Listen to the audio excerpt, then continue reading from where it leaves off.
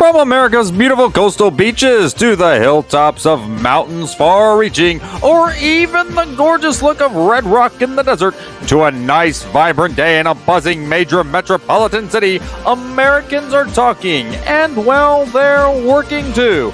And no matter which way a state votes, we're all still Americans in this large country of 300 million people. So here today to bring you America's perspectives are Matt Curran, Javen Polson, Gabriela Escudero, and Michelle Beretta on Coast to Coast Conversations. That's right. It is 8 o'clock Eastern Time, and I am drinking coffee to stay awake for the show because we got an electric hour for you here on Coast to Coast Conversations with our Coast to Coast contributor here, Miss Elizabeth. Welcome again to the program. Thank you for having me. Glad to be back. It's our pleasure. Well, we're going to start off with some unfortunate news, which I'm sure a lot of you guys have been following from New Orleans and Las Vegas. Was it earlier yesterday morning? The terrorist attacks in both of those cities, it's, according to the FBI, it seems not to be linked to each other. And unfortunately for us, Gabriela and Javen are unable to join us, the two people from Nevada and Louisiana at the time. But I guess we'll start off with the New Orleans one because I think that one's kind of the one that caught people a little off guard. From what I've been able to gather, it seems like a tight window of an opportunity that this guy was able to attack the Sugar Bowl, which is the biggest college bowl game after the national championship game was going on. We were supposed to go on yesterday. It just finished up. Notre Dame won and beat Georgia just about less than an hour ago. And the little barricade things that are to prevent cars from coming into the sidewalks on Bourbon Street, which I've been to Bourbon Street many times, they were taking them down and strengthening them and preparing for security measures for the Super Bowl that's going to be being hosted in New Orleans in February. So a tight window of a couple of weeks in which they were changing those over.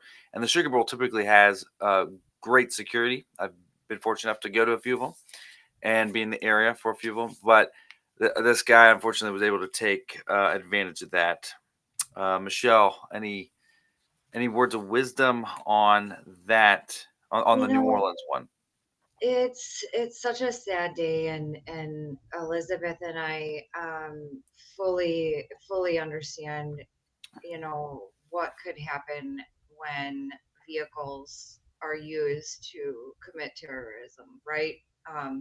Wisconsin, Waukesha, we had the Christmas parade drive through, I guess, lack of a better term to say it, a couple of years ago, where we lost six or seven individuals here. From my understanding, they were upgrading these from September is when they got the funding. I've seen videos of him actually going around the police barricades. So I don't know that these barricades would have been any help if he drove around up onto the sidewalk. Are they going on the sidewalk? Do you know? They did have some on the sidewalk, but they were taking them down to put stronger ones in place for the Super Bowl. Right. That will be Yeah, happening.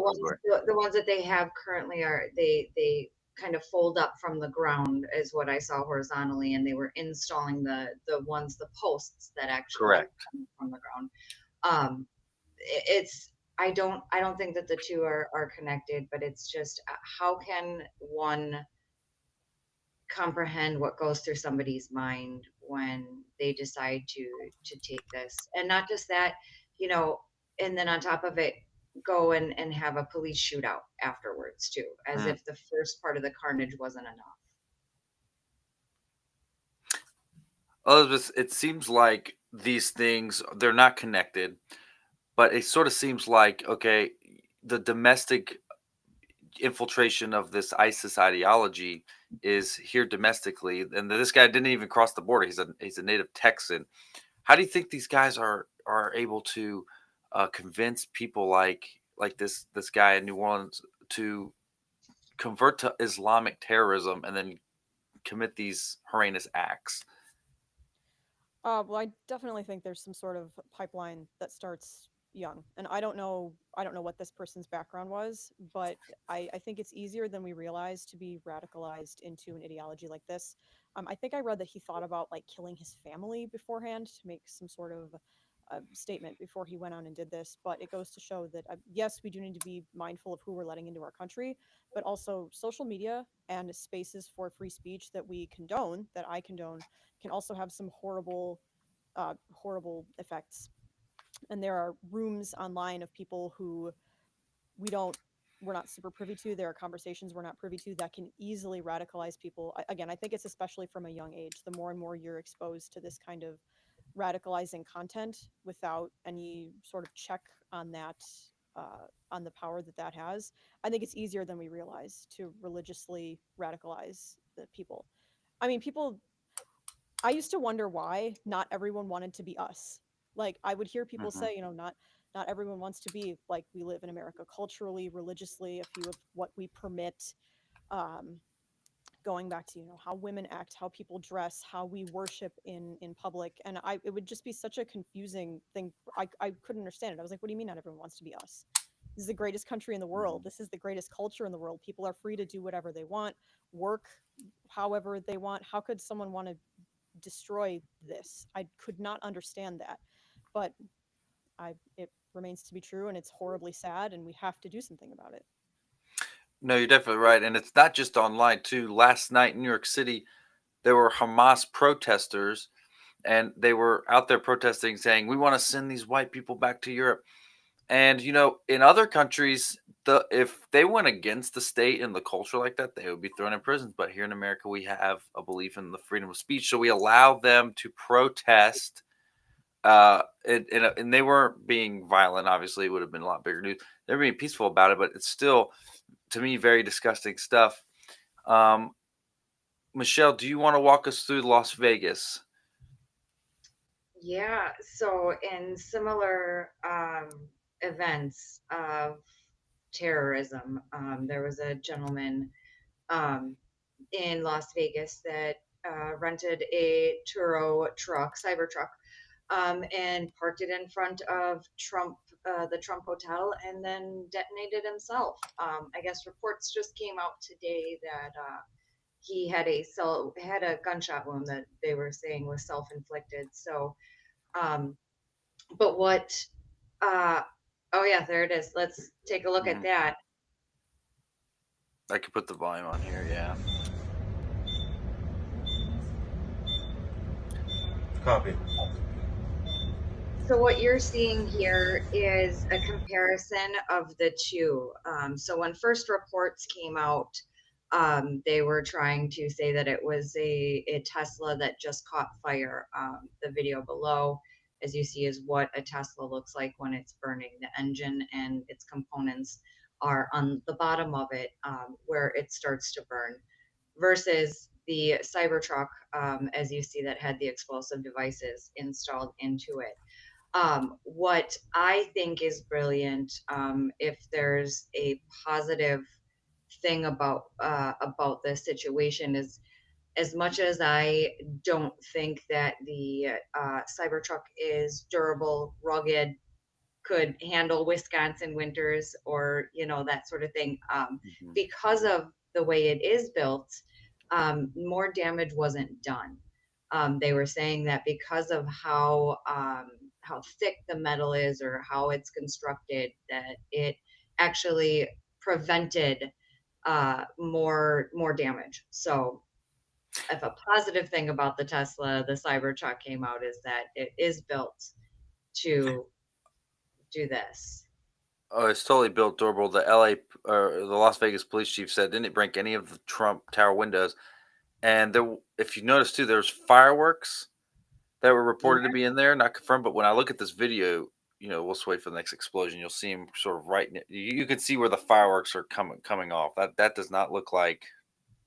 I'm Right. looking at the screen now. That doesn't look normal to me. It looks like regular No, fireworks. and when we talk about how when reports first came out, I was all over. Oh my gosh, they both went to Fort Bragg. They're both veterans. They're Hmm. both XYZ.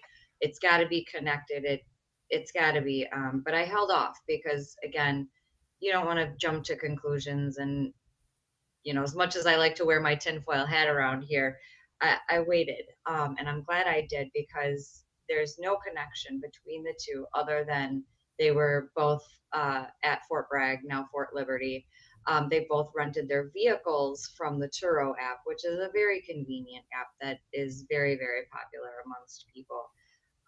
But I don't think that they're the same. I honestly think that the Cybertruck one is more of a politically motivated, whereas I think it's more of an ideology. To your point, Elizabeth, in New Orleans, where it's more ideology related. It's more of the it's the ISIS flag, for example. And when you had said too, Elizabeth, about how these people could be radicalized, you and to your point, Matt, you look at those different protesters between Hamas and Palestine, and you look at those college campuses and how quick they can turn just by a month or two of the people that they surround themselves with. What did y'all? I'll start with Elizabeth. What did you guys think about Joe Biden's sort of reaction, response, press conferences, just in totality, in toto, to all of this? I heard that President Biden's remarks lacked energy and just made a very clear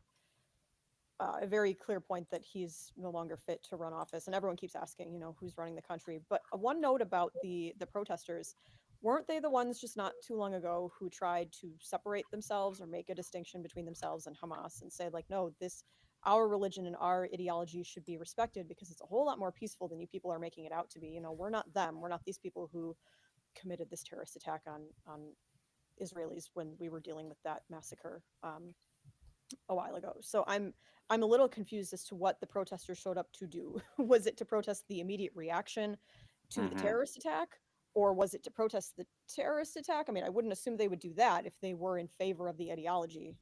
I think more so it was a tour, Elizabeth, because they were also in Canada over the weekend. They also did some protesting, I believe, in Germany. So I they want to just happened say to be there. they just they organize fast. They're quick on organization, and I think more so they were just touring this past couple weeks, because everybody, New Year's, Christmas, everybody's home, so everybody's around. Right, and those protesters I mentioned from Hamas were in New York City. Yeah. Okay. But no, I thought I kind of agree with you, Elizabeth. I thought Joe Biden's response, especially you got the president-elect, former president thing, even in Vegas, we don't know what's going on. There's still no real leadership. There's not like one face that should be doing this. To me, this rose to Oval Office address worthy. Okay, this is Joe Biden's last. Like if you're Joe Biden, this is easy political points to score. Okay, you can go out there, make an Oval Office address, raise it to make this a national thing. Hey, I've talked to Sugar Bowl officials, I've talked to the college football playoff officials, I've talked to the governor of Louisiana, the mayor. Postponed a day. The governor of Louisiana and the two senators, they're going to the Sugar Bowl. They're on all the networks today, literally everywhere. Conservative, liberal, reassuring people to come out. Where's the president of the United States? That he could have gone. I mean, he's just going to Camp David, the Virgin Islands, a couple of weeks ago, or a couple of days ago when Jimmy Carter died. That's where he found the news out. He's just vacationing. He could go take a vacation and look at a free Sugar Bowl game. I'm sure that people of New Orleans would have welcomed him. It's easy political points. And it also needs to be projecting confidence. We need to be projecting confidence that there is safety, okay, and that we will not let the terrorists win. Because when you are weak and there's not a well, my video cut out, and yeah, and when there's not a I'll finish my point here and I'll pass it to somebody else. But when there's not like a hey, this is what we are doing, that this is what we're doing to project confidence, then you're letting the terrorists win. I'm gonna let you guys finish this out. I don't know why my video cut out. I apologize for that. Yeah, no, that's okay. I'll jump in here. I don't know what we truly expected of him. It's more of the same old presidency from Joe Biden, right? He's not truly been that forceful character that that Trump does. I've never seen him to kind of rule with an iron fist. Um, and that's why I think a lot of these conflicts have been able to be started underneath his presidency. Ukraine, the now with the Palestine and Hamas thing, those started underneath his leadership. I don't expect him to come out and show his and flex his muscles when that's been his entire presidency. Absolutely. I think a lot of people would agree with that. And people who maybe aren't as super checked into politics or who don't have as much intimate knowledge of the political sphere or who maybe don't vote 100% based on policy maybe as much as we should, they do see just the simple things that are really easy and clear. Personality, fortunately or unfortunately, there are people who vote based on personality. There are people who vote based on, character traits that they like to see, and strength. Strength on the global stage is huge.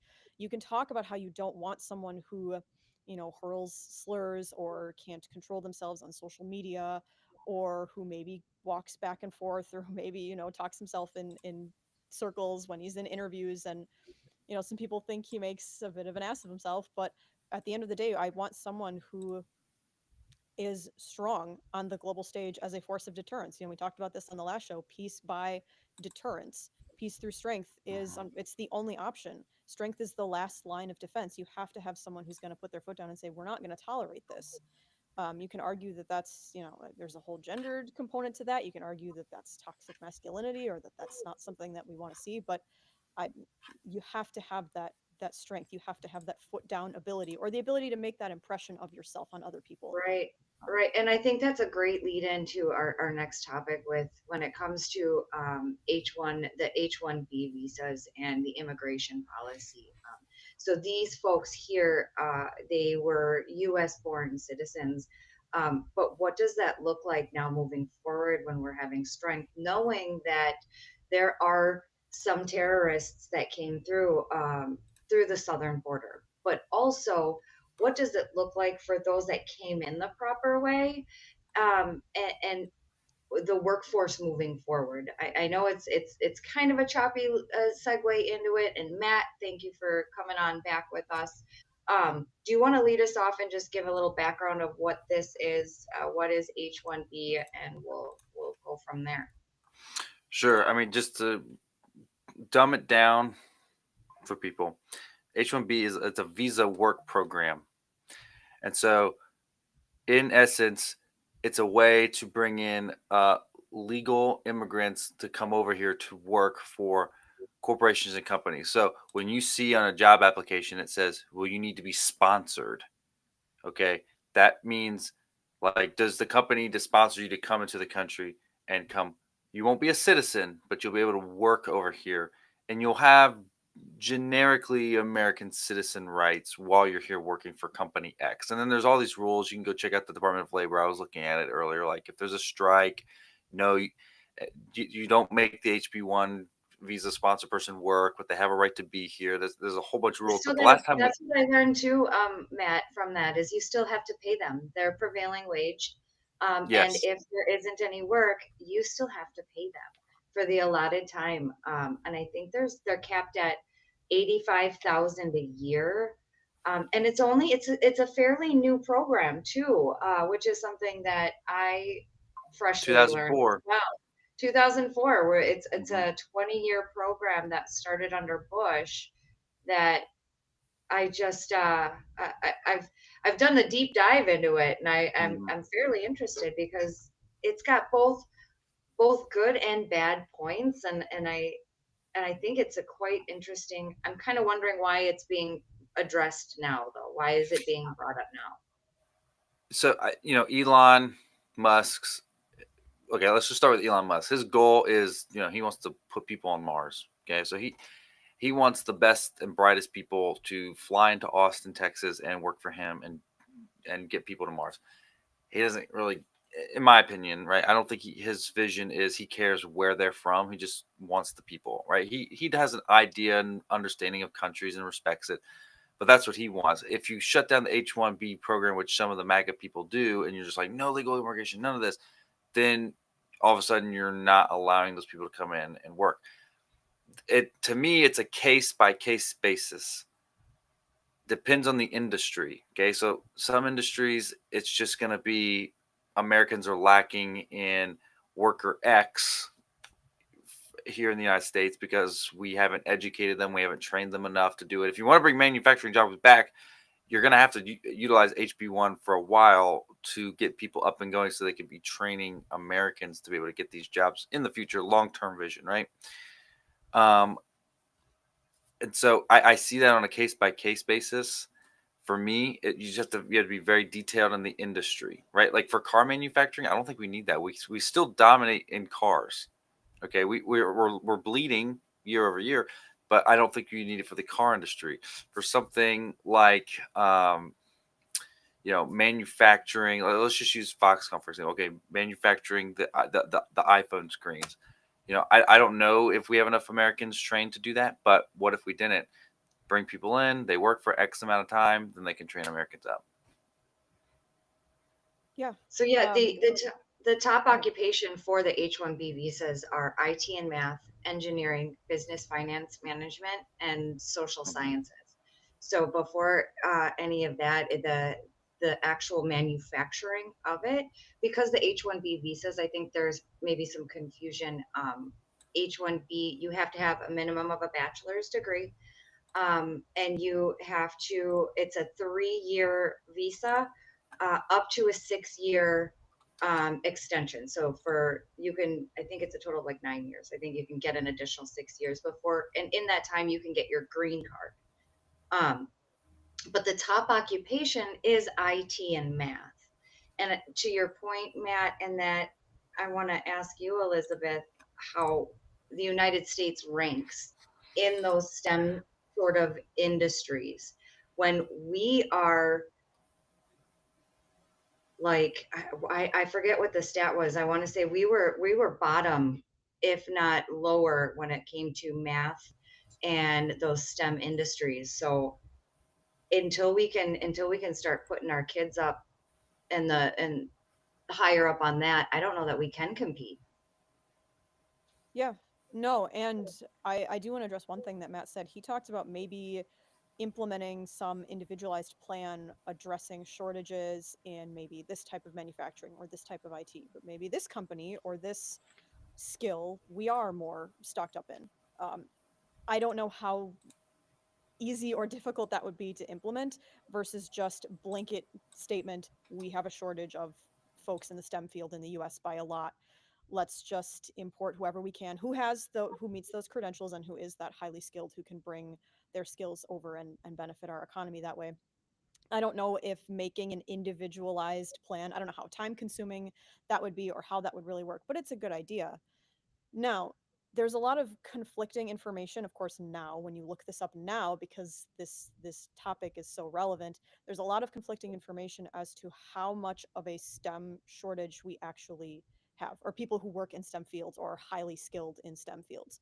If you look at data and research that's published by these universities, they are almost incentivized, like financially incentivized, to tell you that, oh yeah, no, we of course we have this huge shortage of STEM workers. And you think about it and you're like, well, okay, you're incentivized to say that because you want to draw people into your programs. You want to use that as sort of like a recruitment tactic.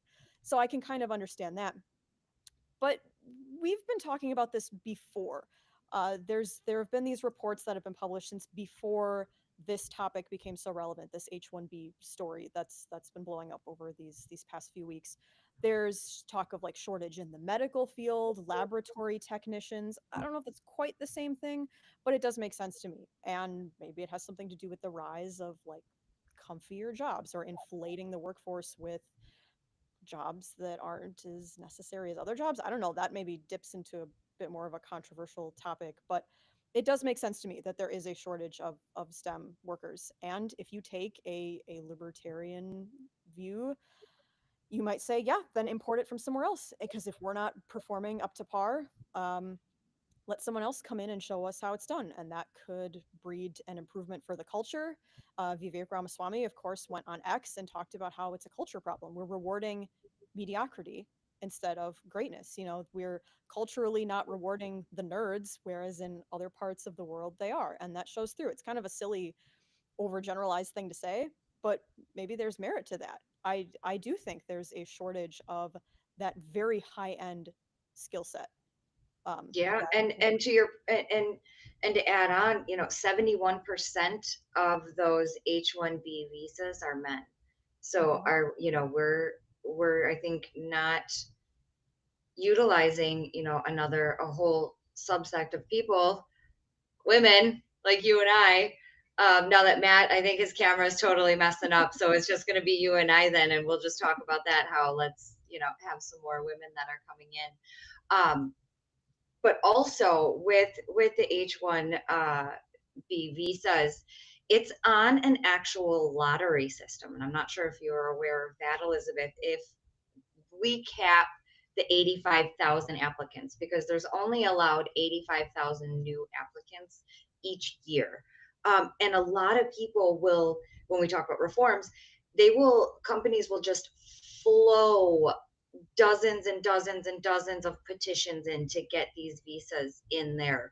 And I think that there should be sort of some reform that way, in that they can't overfill, where you could be one company using 42,000 petitions, and that's half of the petitions that are allowed in. Once that number is capped at 85,000, they then start doing a lottery. So once you hit that threshold, it's anybody, you're just going to draw from a hat. So we're not truly bringing in also the best and the brightest and the smartest, or the ones that are going to help, America grow. Um, it's on a luck lottery scale that your number or your name got picked. Now I Now think there one of have the been some ways. years where we haven't. Sorry, go ahead. No, go ahead. I will interject if you There want. have been a couple years, yeah, that we haven't hit that Uh, cap mark. So at that point, then everybody comes in. But once we hit that cap point, then it's just a lottery system. Matt, catching up, we're talking lottery points on the H-1B visas, that once you hit that threshold of oh yeah. 85,000 in your fiscal year, then it goes to a lottery. So are we truly bringing in the best and the brightest if we're just drawing people out of a hat, 86,000 of them, and No, that's only, our policy. That's on our end, right? Like we decided that that is how it was going to work. correct. Because of course the accusations from the very other side of the political aisle is that we're just doing this to import workers that we can underpay for doing the same jobs, and that's why people are No, saying it's not only 85,000. That's new applicants. It Mhm. does carry over year to year. So, that's not including the people that are already here on the 3-year visa, or extended their visa for an additional 6 years. There's hundreds of thousands of those. This is just new visas coming in each year. okay, gotcha, interesting. Yeah, I kind of agree with you. I don't like the lottery thing. I think kind of just getting hired by a company to do a good job is kind of a lottery in and of itself. Like you're qualified. Boom, we're bringing skill. Go back to when Trump came down the escalators in 2015, his very first controversy. They're bringing drugs. They're bringing crime. They're not sending their best. Like the whole thing is, if they're sending people of value to the United States that can create value for the United States and create great companies for the United States and create great GDP and profits for the United States, sure, I'm all in, because at least there's a benefit when I bring like a freaking rocket scientist from I don't know, Uganda to NASA is going to help us get a spaceship on the moon. Sure, I'm for that. I don't want someone who's going to come over here and suck up all of our EBT. I'm not saying that every single one does that, but if you bring the best and brightest, that's what that embodies the American dream. So I can get on board with some of the Absolutely. HB1 stuff, but I do agree it needs to be modified, updated, if you will. Now, if you look at the top billionaires, who they are immigrants that were founded in the United States. The top billionaires in the United States are immigrants. They came here. I don't know if all of them came on the H-1B visas, but the majority of them are, and did, and started their companies from the United States. Yeah, and I think Elon Musk uses folks who are here on an H-1B visa. Like that's not new. Um, Right. he's been a fan of using And because again, he's go ahead. and he's low on the list. I believe, hang on, I've got it right here. He is um 30th of the top 50 for companies in 2024 for the H-1B visa. Amazon is number one. And two, So it kind of goes into like free trade a little bit too, because like not Trading saying a world, person's a product, but like when you're hiring somebody, you want access to all markets, right? right? You agreed. want to get the best person, but at the same time, it does change culture, right?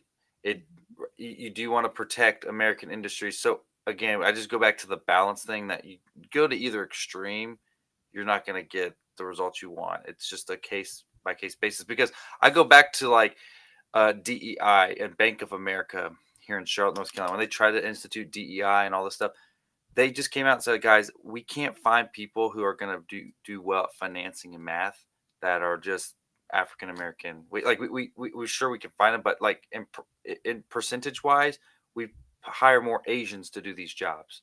So like we don't look at race anyway. So we're just going to go back to how that was. And if it just happens that we hire more Asians to do financial mathing at Bank of America, so be it. We just want the best person for the job.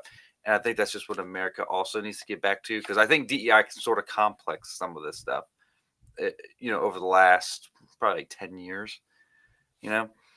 Oh, for sure. I would definitely agree with that. And I don't know how much you heard, because I know that you were out for a little bit, but I would fully endorse or I would support that idea of analyzing on a case by case basis where what holes need to be filled by what people of what skill level.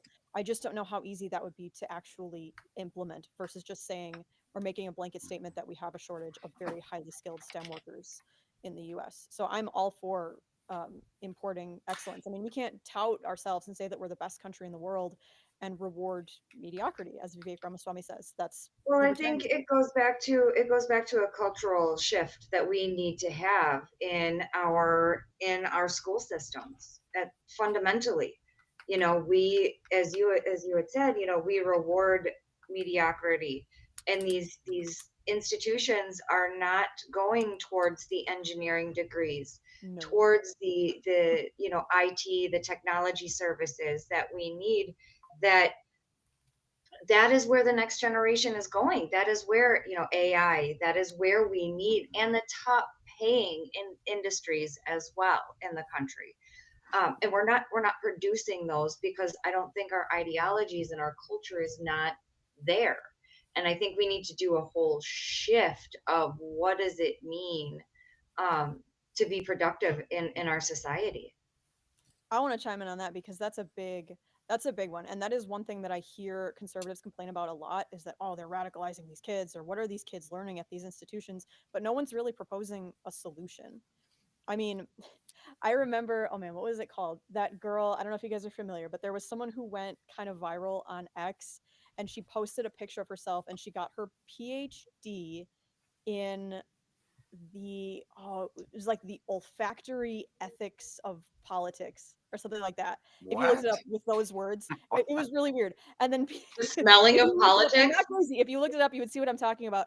It was like Smelling the of olfactory ethics of politics and like judging people based on smell and what that means about what like yes, we make judgments based on smell. Yep, I learned that in kindergarten. Yep. yeah. I don't know what level she was studying it to. I wasn't there. I don't know exactly what she learned. Maybe there's some merit to it. Give it a little bit of the benefit of the doubt. But it blew up, and lots of people were commentating on it and saying, like, this is what we're spending resources on. All of these, what Mhm. majors, like, what are people learning?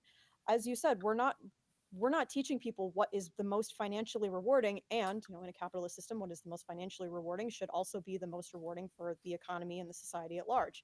We're not doing that at all anymore in the higher education systems. We're prioritizing reading and engaging in subjects that might be interesting, but what what comes of it largely in the end. That's a huge problem. It's also to, this idea that everyone has to go to college, and if you don't go to college and you're a failure and you're not going to get a good paying job. That's not true. I know plenty of people who didn't go to college and they make way more than I do. Okay, a lot of CEOs make way more than I do, and they didn't have any college degrees. And in fact, I'll tell you actually right now, my last organization, we were bought by an international company, and the new CEO we had gotten came from Australia. Had no college degree. He just worked his way up in the Australian market or whatever. And then when they acquired us, he became the CEO of our company. And I don't know, I guess he got HB1 over, right? But then he ended up living in North Carolina, managing the headquarters because we had the biggest market. So they made our country the headquarters.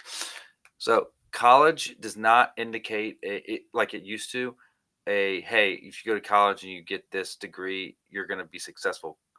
I think there's also a systematic thing of pumping out degrees. It's become the educational industrial complex, if you will. Big Mhm. education, right? This is how it goes, right? This is the system now, and we need to fix it. And it comes back to the Department of Education. Okay, kid goes to college. Tuition skyrocketed. I get student loans. College knows that this kid will get student loans, so they jack up tuition. You don't. It's kind of like the housing market in 2008. You don't really need credit for it, whatever. And they loan it to him. They put him in a dorm. They take his money. They give him some crap degree, and they wash their hands and they walk away. Or he doesn't get a degree; they just fill the dorm room with whatever, and then as soon as he drops out, they just fill the dorm room with the next kid. So the system is broken, and it's actually, I would say, it starts from the top down with these federal student loans. If you got rid of those federal student loans, how many schools would be complaining right now that their 100%. institution would fall down, that they wouldn't be able to afford, to keep their doors open as a school?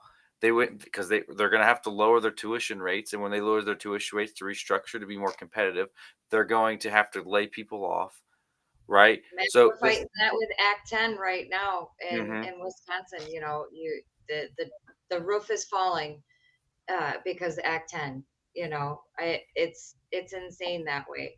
But I think too, um, to interject too about you had brought up about stifling sort of like the innovative spirit. So if our institutions are primarily focusing on business management or on the social sciences, and we're not focusing on these STEM resources, it really goes back to how does that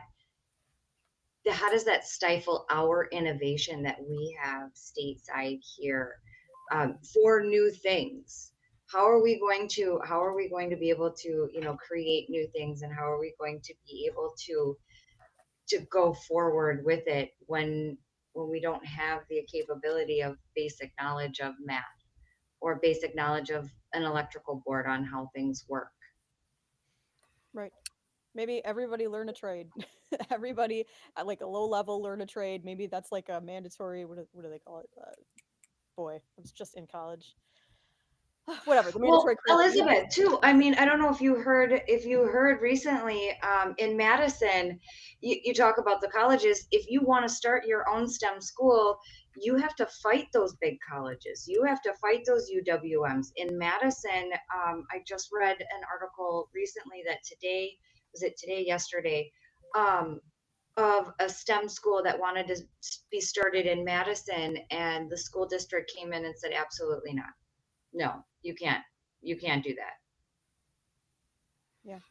Oh, see, Matt, we were talking about whether or not there's an actual shortage in the U.S. about of STEM workers. The higher education system maybe has a bit of an incentive to say, hey, yeah, yeah, we do come take our STEM program. But now we're sitting here talking about, well, where are the STEM programs? Where are the good STEM programs? So maybe Mhm. that's what we're sort of concluding here. And then going back to just holding these higher education officials accountable, when does that happen? Does the accountability start happening when we have a society full of unproductive people working comfy jobs with their majors that had nothing to do with anything? Like Oh, when and does if the you look at accountability it come through? too, Elizabeth, you look at it too, these kids coming out of high school. So I mean, let's back it all the way up into high school with Common Core math and the way that it has shifted into that students that are coming into college are having to retake basic math courses, general math, because they're not learning it in elementary, high school, and then they have to redo it in college. So I think too, you got to go back and do fundamental at K through 12 education. Well, here's an easy transition for you guys. So, talking about those STEM chips there, Elizabeth, right? And the shortage. Go back to Trump's presidency the first time. Remember that they had so many jobs open at one point for a few months that not enough people to fill them in the United States. That was a good opportunity, HB1, versus when Jimmy Carter was president and you had too little jobs and too many people to fill them.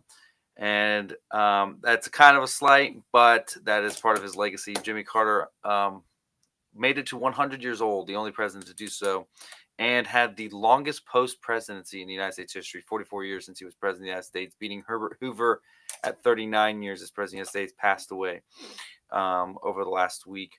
He did do a couple of things, probably to your surprise. One of my favorite things is the Deregulatory of the Airlines Act, which, for all intents and purposes, took the government out of its ability to regulate airfare, baggage claims, all that technical stuff, because the FAA supposedly they own the airspace, therefore they get to regulate airfares and how the rates work and what's a responsible thing, and this is before Jimmy Carter got this through Congress. And then the other point before that was they got to subsidize the airlines. Okay, so if something that they needed to be profitable on was like $3,000, I'm just making a number up, $3,000 a flight, and they charge $1,500, then the government would subsidize that other $1,500 and to make it cheaper for people to fly. Totally not capitalistic. I give Jimmy Carter kudos because he was able to help grow the airline industry by that.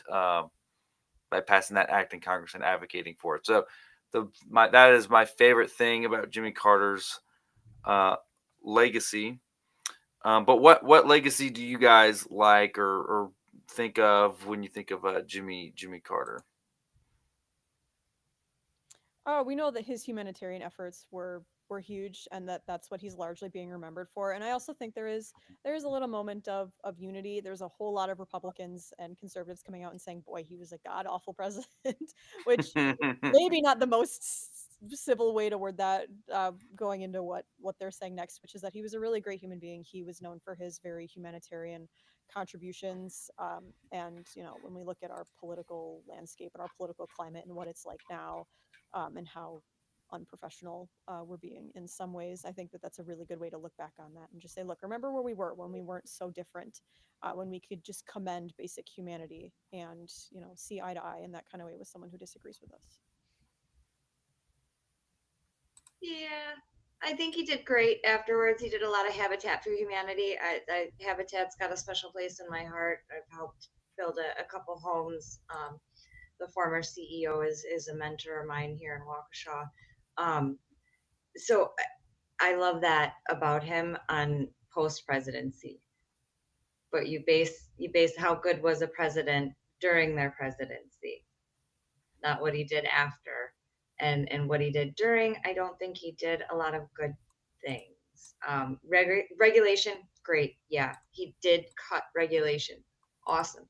But he did also expand different governmental agencies. I think that was the beginning of truly expanding government. While he pulled in regulations, he created other departments. He created other bureaucracy. And then, for the whole Walter Mondale thing, I mean, you pick Walter. You put your eggs in his basket. I don't think so. So, and then we had the stagflation. I mean, it was great. He did the Panama Canal. So that's been in the news again. Which I don't think we would be talking about if it wasn't for his passing. Trump did a big hullabaloo about getting Panama back from China. But I don't think that we'd be talking about that if Carter hadn't passed. So I think that was nice, but more so is he expanded government, and I don't think expanding government at the end of the day is good for us. No matter how much deregulation. I second that. No, I agree. In his post presidency, like he's very a unique Democrat today. I mean, it's also easier to be kinder to somebody after 44 years um after their presidency, right? Like the hot waters boiled over. Like if Joe Biden passes, 10 years from now, it's going to be a lot different response. He's getting ready to be laid in the rotunda in the Capitol January 9th. I mean, Richard Nixon passed away back when I was like 6 months old. I didn't even know that, 1994. And they didn't even lay him in the rotunda. That's how hot Richard Nixon's legacy was at that time, right? But Bill Clinton still went out there, gave a eulogy, blah blah blah blah blah. But that also indicates what Jimmy Carter came into. If you remember, Richard Nixon, Watergate, then Ford, the only president never elected to president or vice president of the United States because Agnew Sparrow, Richard Nixon's vice president, had to resign in disgrace because of bribery issues, and then Richard Nixon appointed Ford. Then 8 months later, Ford became president and asked everyone to confirm him in his heart. He had 2 years of that. Ford was a stumbling, bumbling, and he get up the stairs. We all remember. I won't say we all, but if I've watched the SNL skits, that's how Chevy Chase got his rise to fame, was making fun of Gerald Ford on Saturday Night Live, and then Jimmy Carter kind of capitalized on that as being a nice guy. Like they wanted normalcy in Washington. They didn't want all this stuff. Now, so I won't get into all the Watergate. That's just kind of a sign of the times, right? Um, Another thing that he did, we were just talking about this in relation to Joe Biden, though. Jimmy Carter pardoning all the Vietnam War draft evaders. Yes, Like that was after Carter. Hey, that was Carter. I did think, and also Jimmy Carter did something very unusual too, thanking Gerald Ford for unifying the country. Very first words as him as president. I just want to thank my predecessor, Gerald Ford, for unifying the country. The pardon of Nixon was very important for the country. You see why after going through the Trump thing of how divisive it was for the country. And I think Jimmy Carter did nothing pardoning all the Vietnam War draft dodgers. Yes, that included Bill Clinton. He was a war draft dodger from Vietnam, and yet he became president. So he cleared the path for Reagan to come in. So he did. that's what I say is his best thing was just making sure that Reagan was there next. He did, and the only reason I give Carter a couple kudo points compared to other Democrats, I don't get this vibe that he is a crooked, corrupt person. He is the only president, too, in modern history to not have a chief of staff. He wanted to do everything himself, which might have hurt. That I think that's one of the reasons he hurt him to not have a chief of staff for your first 3 years, and you're getting to know the nitty gritty. It hurts you, man. Like you gotta rely on people. Married for 77 years, right? And then name another post president who wants to go sit on a roof and nail hammers at build houses at 90 years old. Everybody else wants to go vacation. So I give him kudos of like he's not corrupt, good guy with very different beliefs than what I have. But if you guys are ready to move on, we can go on to the next segment here. If there's anything else we want to eulogize about Jimmy Carter, I'm sure something will come up between now and this January 9th thing. I don't think so. I just rest his soul. God bless. God bless. All right. Well, tomorrow the speakership vote is going to happen. He has a one vote majority. The House of Representatives has a slimmer majority than the United States Senate. This is the challenge of the country's history, legislatively, politically, when you have a trifecta. Usually it's the Senate that's got this one vote margin. It's less people to crowd. This is going to be interesting to see how it goes. And I just want to remind people, Republicans are free thinkers. and Democrats are not. So it's a lot harder to corral free thinkers into one little tank here than just kind of whipping them around. Which, in one way, I respect. In other ways, you do need to have some party loyalty sometimes. Javen would disagree with me on that. What do you guys think the outcome is going to be? You think Johnson gets it tomorrow? I don't see why not. He's got the name recognition. I think I don't think so. I'm gonna go. I think he's going to get it, but I don't think it's going to be first round. Just like last time. I think there's going to be a couple strongholders, which I don't like. Of course, I don't like. I want him to just get Mike through.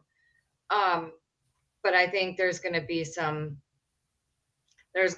strong arm people that just have to stand and on their soapbox and shake their fists. Well, and what's the alternative? Like, who else would take the slot if all you do is prolong the process? What was Exactly. it, like 13 times last time we did this? It took Was like it 13 Yes. times, something crazy like that. Yeah, it was. It was into the teens. It gives the Democrats leverage, right? Like they know, oh, all we got to do, the Senate's the Senate. We can just try to thwart Johnson. If we can get some of these super right people off, we have leverage. Okay, so what are you going to come to us to get the votes for us, Democrats, since those people are way over there? And then those people, they'll blame you. They went to the Democrats. I mean, it's kind of how Congress works, right? You got to get votes. Votes are votes. And so if you're not going to work with us, we're going to go find someone else who's going to work with us. And so instead of negotiating to the right, you're going to negotiate to the left. Right? I think the Kevin McCarthy one after the Matt Gaetz thing just shows that it was all personal for Matt Gaetz. Mm-hmm. The ethics committee thing and everything. Yeah, I don't think there was a backup plan. And then what? He was voted out after like a year. Yeah, I do feel bad for Kevin on that one. And here's the other thing too. If you look at the midterms for 2026, the House is retainable for Republicans if they can get a good amount of their agenda done. They're not going to get everything. No, nobody ever really does. And then campaign and have the messaging right about it. The Senate will be really easy. Like Georgia, North Carolina, Susan Collins running again in Maine. We've got 3-vote majority. We'll be easily able to keep that, which is also very important. But the House, there were so many House seats that were 5,000 votes or less going each way. That's so like if you can get on point, you can get those House seats. I think Trump will be campaigning for midterms for House instead of Senate, which is also very unusual. And will we see the same? Well, we expected a huge red wave last time we were talking about midterms, and that's not really what we got. We got a red trickle, so not so sure how the election will affect the midterms this time around. That's very true. And I have a theory on that. It's because we are living, and I've said it, Michelle knows, I've said this multiple times, we are living in a political realignment. And so Republicans are having to deal with their new crop of working class people who are not high propensity voters. They did a great job early voting this last time. Trump got with message, vote early, vote early, vote early. And the Democrat message of wokeism are sort of those corporate people who buy into all that crap and push it into corporations, push it in the classroom. Those people used to be like your Reagan urban Republican are now, or your country club Republican, I call them, are now latte sipping Democrats, and your iron worker Democrats are now steel worker Republicans. Like it's completely flipped on the economic side. And so we've got the majority, but the majority are low propensity voters, and the Democrats now have the minority, but they're higher propensity voters that vote more and vote often. So it's like, which one do you want? The majority, and you just got to whip them together and get them out to vote, or do you want the people who are just loyal? They vote every midterm, every municipality election. So both sides, I think, are dealing with their own crop of these new voters. And I mean, young people, Gen Z, were largely responsible for Trump getting over the finish line, of young men, largely. And we saw that shift, and that's great. But now when we talk about lower profile elections and those lower propensity voters, are they going to turn out the same? Because what happens every time that we have a big victory like this is we get overly confident, and then we forget about the smaller elections and the statewide elections. So that'll be interesting to see if we can sort of ride this wave into the midterms, depending on what our needs will be by then. I don't know what'll happen yet. Yeah, we will have to see. And I just want to make a note too on the election. I didn't say this last time. Just while we're trying to talk about midterms and election, I know we floated this way.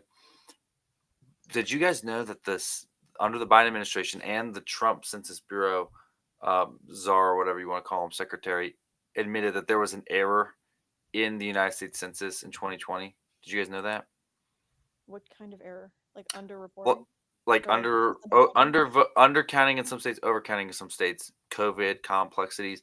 That in Mhm. toto, if they had done it the correct way, it could have resulted in Republicans gaining 3 to 6 extra congressional districts and electoral votes, which means the following: if they had done it the correct way, Trump would have not needed Wisconsin, Pennsylvania, or Michigan to win. He could have just won the Sun Belt, North Carolina, Arizona, and Georgia. Boom, become president.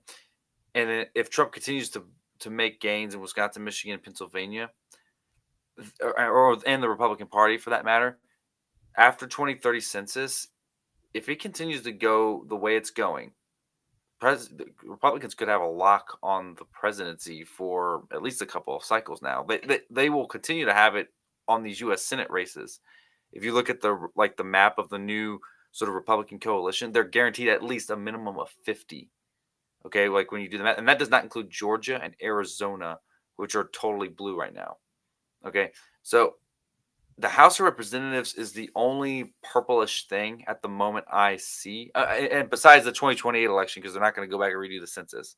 Okay, so once you get past 2028 presidential, but the House of Representatives, that is why it's so keen on that. You've got extra gerrymandering. There's very few less purple seats, and because of that, there's also, and because of this realignment, it's harder to penetrate these super duper extra hyper gerrymandered seats in the various states.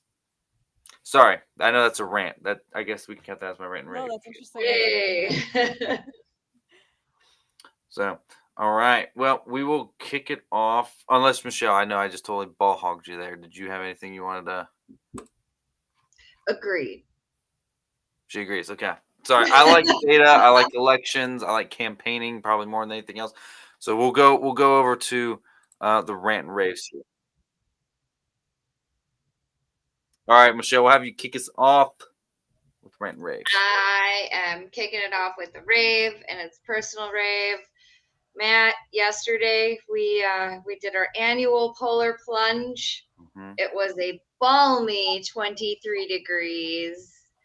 The water was cold and it was a lot of fun. However, this year I realized that I didn't get as wet as I normally do every year. Normally I'll go down at least to my neck. This year it was just to armpits for some reason. So I thought I went in deeper, but after looking back at the tapes, she was just a quick dip and out. But we did expand our team this year, so we added one more new person to the team. So we're expanding and waiting for next year. Elizabeth, I know you said you weren't interested, but maybe we'll talk you into it next year.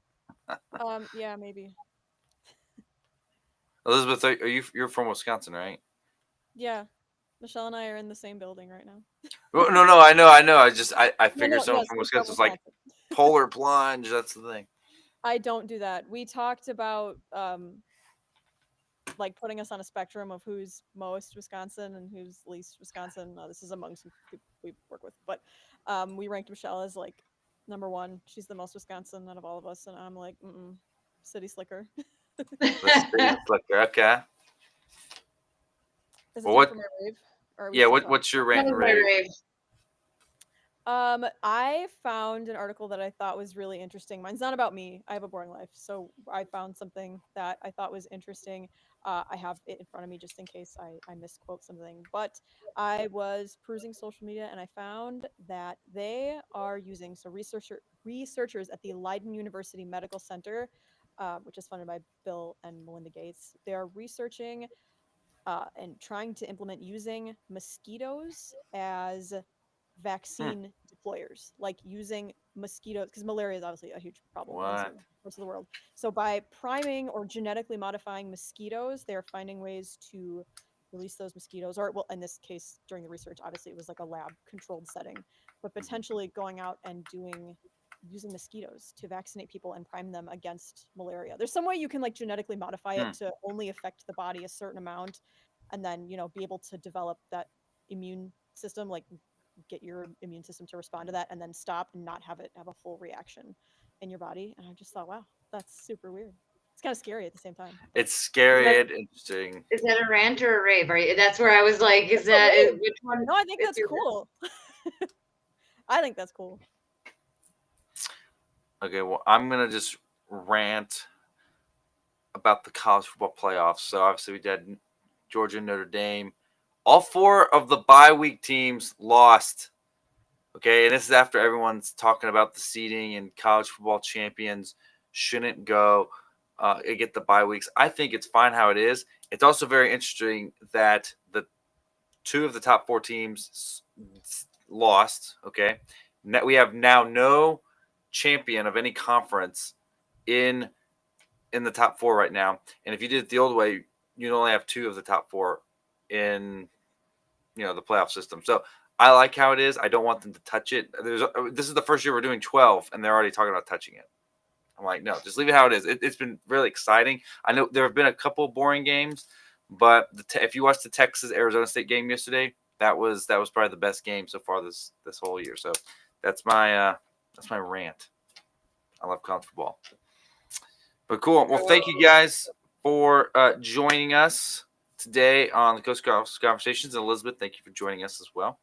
We appreciate having you. And I'm sorry about the camera thing. I don't know why my camera died. As you see, my background has changed as we're rearranging my basement here. But we will see y'all next week for another exciting and dynamic video live conference. So until then, y'all have a blessed evening. Bye. Bye. All right, I'm stopping it right now, so we should be good. All right, cool. Sorry about that. I don't know why my